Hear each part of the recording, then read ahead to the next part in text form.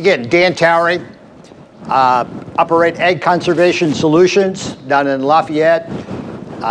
Had the privilege of working with folks like Jamie and other folks, and kind of what I like to do is connect the dots.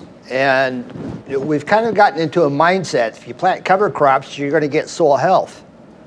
Well, you're going to help, but it's the details. What are you planting? Are you getting the diversity? How soon are you planting? So again, from this latitude north, we've got a lot of cover crops planted, and they're not up. It's cereal rye. So no growth this fall. We'll get growth next spring, but only a cereal rye. That's the only cover that is going to work. And you go across to Illinois, to Iowa, it's the same thing. This was an unusual year, but we're going to have more of that. So again, what separates out the folks that are getting really good soil health versus those who are trying? I'm just tell you, it's paying attention to the details. So interseeding cover crops. Jamie and I have had a real discussion, intraseeding, and I've seen it in the ag press, and it got screwed up there. And so I decided, working with NRCS folks and other government folks, so I got to really simplify it. So we're calling it interseeding early, V4 to V6, and interseeding later. Okay? And so, as Jamie said, typically in this area, that would be last week of August, first week of September.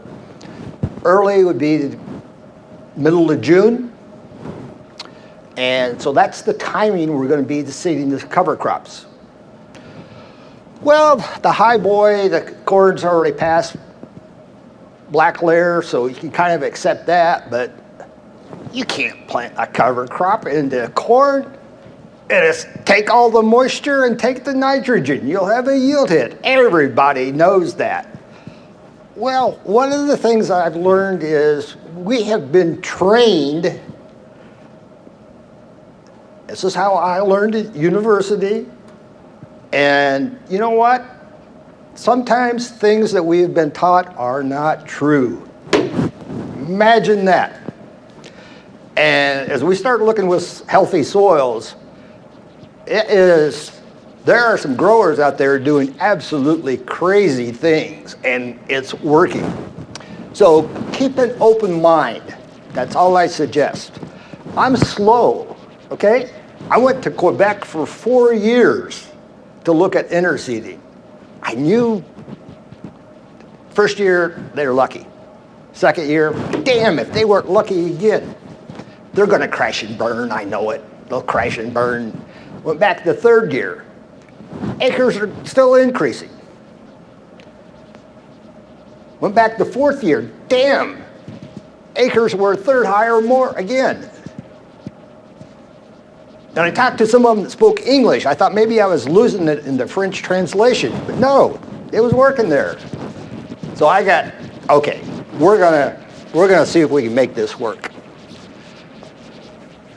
Oh, there's, okay, the interseeding later, so typically August. One of the issues though that, and it gets, whether it's with the airplane or with the high boy, especially if it's dry conditions, oh, it's the dry weather. And that is a concern. But if you're not paying attention to your residual herbicide program, you may be shooting yourself in the foot. And this is a tough one. And Bill Curran from Penn State, and I forget the gentleman's name from Cornell, will be speaking tomorrow. But we really need to pay attention, and especially on any post-applied residual herbicide, because there's so many variables involved. You know, the organic matter of the soil, the CEC, how much rainfall you had, the pH, lots of factors on how quickly those herbicides degrade. So this is typically, would be fairly common around here, seeded August the 23rd, annual ryegrass, crimson clover, and reddish.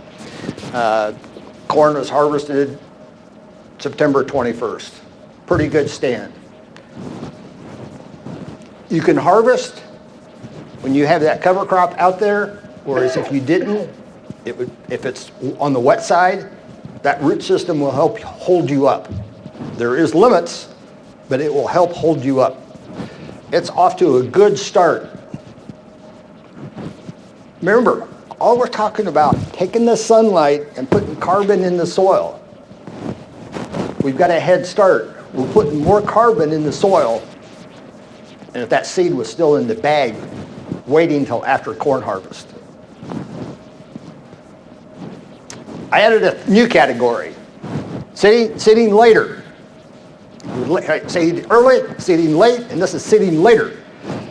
This is a farm about 50 miles north of here. They put a horse air seeder on the back of their combine. It has tubes that run up underneath, behind the combine head. They are seeding cereal rye as they're harvesting the corn. Has to fill it once in the morning and once at noon. So, again, thinking outside the box. Got several guys that I know that are seeding annual ryegrass when they're combining. This is Ray McCormick's. He's further south, but you have to match your seeding dates with your harvest dates for this to be successful. I have a grower over in Illinois by Springfield. He's seeding annual ryegrass when he's harvesting soybeans. So again, anytime we can combine trips, harvesting and seeding cover crops in one operation, that, I don't care, small farm, big farm, there's efficiency in doing that. And especially if you're putting it on bare soil and then putting the residue back on top. Perfect environment. Okay, interseeding. Interseeding is not exactly new. The 30s and 40s, they were doing it all the time. After the last cultivation, throwing clover seed out the wagon.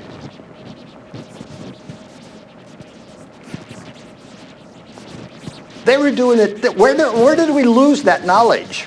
That you can't do that. The laws of physics says that it will not work. And, that's not true. All right, so let's get into the details a little bit. Where will it work? Well, we think the northern corn belt, basically north of here, we think is the zone where it's ideal. It's not widely adapted yet, but I'm real excited to go down to the National No-Till Conference. I presented last year. We had over 50 growers there that were doing interseeding. The longest one that I've talked to has been doing it for 6 years, very successfully. The universities are catching on. Penn State is by far has done the most research on interseeding. But Wisconsin, Minnesota, Ohio State, Michigan State, Iowa State, North and South Dakota, they're all looking at it now. Some of them are doing a pretty good job. Some of them could use a little help. But they're trying at least. And this is not something you're going to do on all of your acres. It's again, as we diversify cover crops, we need to diversify how we're seeding the cover crops. All right, so basic principles. We need to change the residual herbicide program. We'll get into a little more details of that. Obviously, 4 weeks after you're planting corn, we're going to be seeding the cover crop. So we're going to seed between V4 and V6. We think V5 is kind of the sweet spot. Possibly V3. I want to play with that. on your farm, Jamie.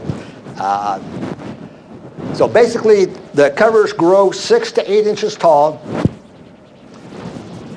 The corn was shaded, and it will go, I don't know if I should call it dormant or semi-dormant. It stays green, but it just sits there, and it's using a little bit of moisture, but it's not actively growing, so it's using very little. Then when the corn starts to dry down, then the covers will start growing again. No yield drag. All of what the farmers experience, the universities experience, we've never had a yield decrease. However, occasionally we see a yield bump. Jamie's going to explain that to me someday. Oh, and with that marginal residual herbicide program, we're seeing better weed control. I had one of the plots this year on field that has Roundup resistant Palmer amaranth. He had good weed control in the entire field. And he completely left out the post-residual herbicide that he usually uses. But what was amazing, he had interseeded annual ryegrass, and only place there were any weeds were where he disturbed the soil, where he side dressed nitrogen. The other strips were just no-tilled into it. Weed control was still very good there, but there were definitely more weeds, more of the Palmer amaranth there. Again, this is just an observation. We have, we're not, that was a little bit of a surprise, but I've talked to the guys at Penn State and others that have been doing interseeding, and they kind of all have the same observation.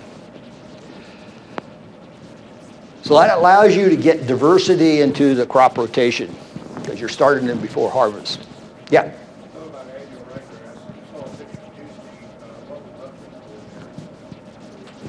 Buckwheat, the question is, what would buckwheat do in there? Buckwheat would do pretty well.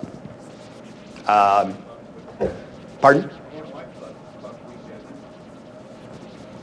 Yeah, yeah. Question was about interseeded. We'll get back to that question. Don't let me forget that, okay? So again, the residual herbicides, we want something with a half-life that is short. If it's too long, we're going to have issues. So this is just an example of a few. For example, atrazine. 1 pound of atrazine will work, regardless of what cover crop you're planting. But you can see the atrazine, kind of got messed up there. But 50%, it takes 60 days for it to go down. 25%, 120 days. But you get down to a low level, but it still is low enough that the cover crop does fine. So this was developed by Bill Curran at Penn State, and it just gives you some examples. It's not only the product, but it's also the rate that is important. And again, you got to look at what the all those different factors that affect how quickly it breaks down. So like the dual, no, you don't want to interseed annual ryegrass with that. Red clover, it's kind of in that cautionary, and that's as best we can do because of all these different factors. So outlook, annual ryegrass, maybe okay. Red clover, yeah. So basically it's the grasses and the clovers, the legumes, is what we're looking at here. For broadleaf herbicides, kind of the same thing. So Resolve, Sharpen, Verdict, products like that have a short residual are the most common that we're using. But you can see in the atrazine, again, low rate, we can get by with it. But we want to stay away from things like the Callisto and products like that. So again, this is kind of a science that you got to delve into, and don't expect to find too many people that are knowledgeable about this. So what cover crops are we talking about? I just put in what most common: annual ryegrass, crimson clover, Berseem clover, daikon reddish, medium red clover, hairy vetch, rapeseed, turnip, cowpea, buckwheat. You could add to that. I've talked to some growers up in central Minnesota that they're doing cereal rye and oats. Plots that we have done, those have not made it. And I'm sure there's others, but those are just some of the more typical ones that you can, again, seed in June. Seeding techniques. First year, hand seeding. I didn't know it was going to work. That's how you start. You get a plot, and had pretty good results with it. The hardest thing is, a farmer has to plan ahead. Oh yeah, I want to do some interseeding. Well, what residual herbicides you put down? Oh, let's see, prowl, atrazine. No, we're not going to do any interseeding. So this is the way to test it on your own farm very easily. But be careful with the residual herbicides. This is for the plot work. I do work for the Oregon Ryegrass Commission. This is an old rotary hoe, took out of the fence row, took off the tines where the corn rows go, added a Gandy linear seeder. It works, nothing fancy. As we talk about the different seeding techniques, like Jamie said, it's putting it on top of the ground or in the ground. Well, we've operated this for 3 years, and our issue was in June, it was too wet, we couldn't get around because the corn was growing too damn fast. So getting it stand was not an issue at all. Lighter organic matter soils, different areas, then the drill probably is a better option. This is one gentleman from Wisconsin sent me. Not a real fancy seeder. Took the old drill out of the barnyard and made an interseeder, and look at that red clover standing. That was this year, central Wisconsin. This is real common. You're side dressing nitrogen. Again, combined trips. Put an air seeder on it, just drop the seed out, a little diffuser on it, get your cover crop seeded that way. This is Cameron's that Jamie showed. So Cameron's, he's got an aluminum boom on this nitro sprayer, so he can switch that in about an hour. So you can go from herbicides. The tank is still up there for his herbicide, so he's got that versatility to very easily go back and forth. He's had some pretty interesting results with the interseeding. Actually, the folks at Penn State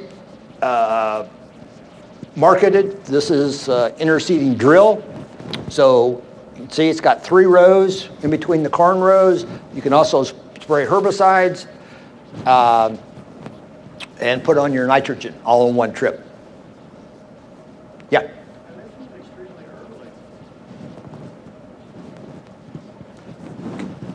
V4 to V6. It seems awful early. Yeah. How's this affecting the next crop? It's the next crop doesn't care if it was seeded in June, if it was put on with the high boy. It doesn't matter.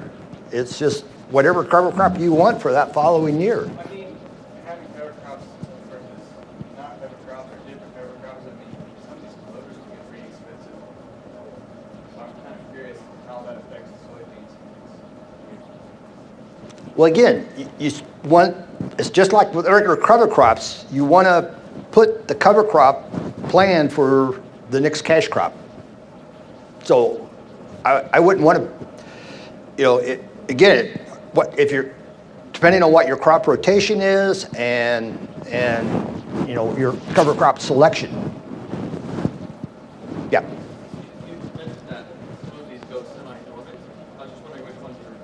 All of them.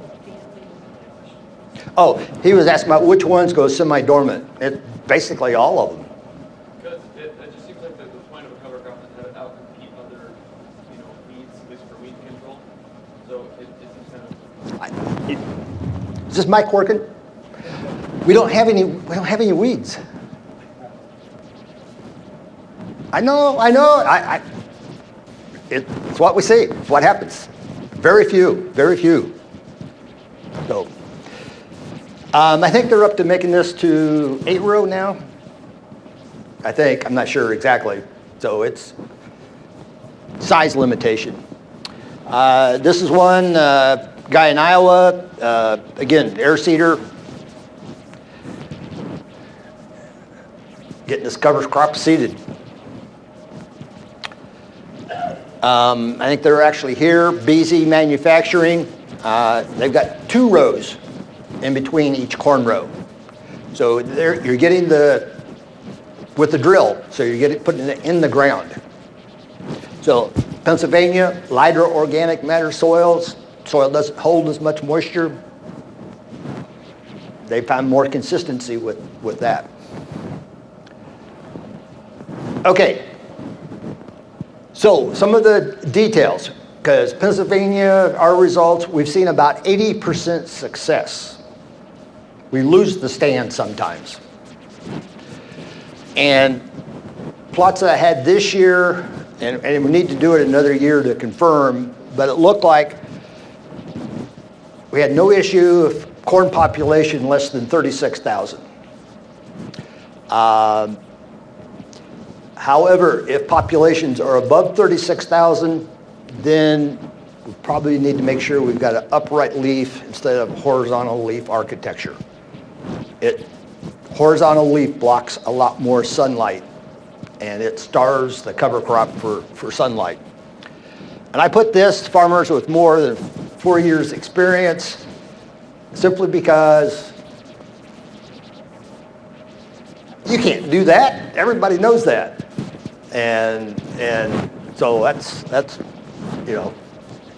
having the experience with covers, I think, is good to, again, I never ask a grower to do something if he can't sleep at night. And we know that putting covers into the corn is going to take all the nitrogen and moisture. Okay, so this ambient light, I came up with those conclusions. This is how I did it. I put like 20 hobo meters out in the field, and they measure the temperature, which I really didn't care that much about, but they measure the ambient light. So we found that the north-south rows had 17% more light than the east-west rows. We found as we increased the population, and again, on the north-south rows, we had 20% less light when we moved up to 30,000, and then dropped it another 14% when we went up to 35,000. East-west rows, kind of see likewise. So it does make a difference. My intent was today I was going to go back and to the nearest weather station and see how many cloudy days we had and see if that made a difference. Because it's all about, again, capturing the sunlight and put it into carbon. But I haven't got around to doing that one yet. So anyway, so that's kind of the, it's not for every place. And I got one grower who we've lost the stand 2 years. He had high population, horizontal leaves. And I said, we need to switch to upright leaves. He said, nope, not doing it. We lose more water that way. I said, but you got a center pivot. Anyway, we'll see what happens. So this is what it can look like. This is in the high population. We had the stand, and then in August, we lost it. And I've dug where we've had in August and or in July, and again, the roots were only down about 5 inches. They don't go real deep.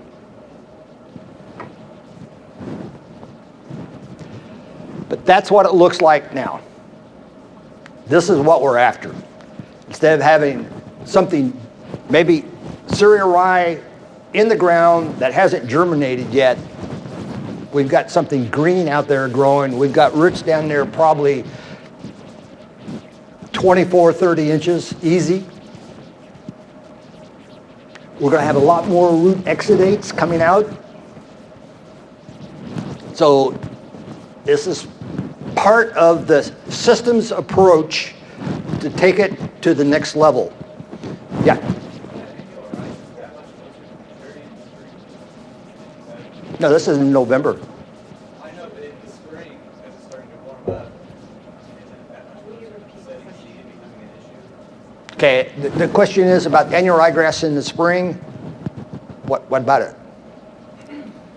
Isn't an issue with annual ryegrass terminating it? So if it's that much closer to maturity in the spring compared to if it was shorter in this picture, wouldn't it be easier to manage if it didn't have so much growth in the fall?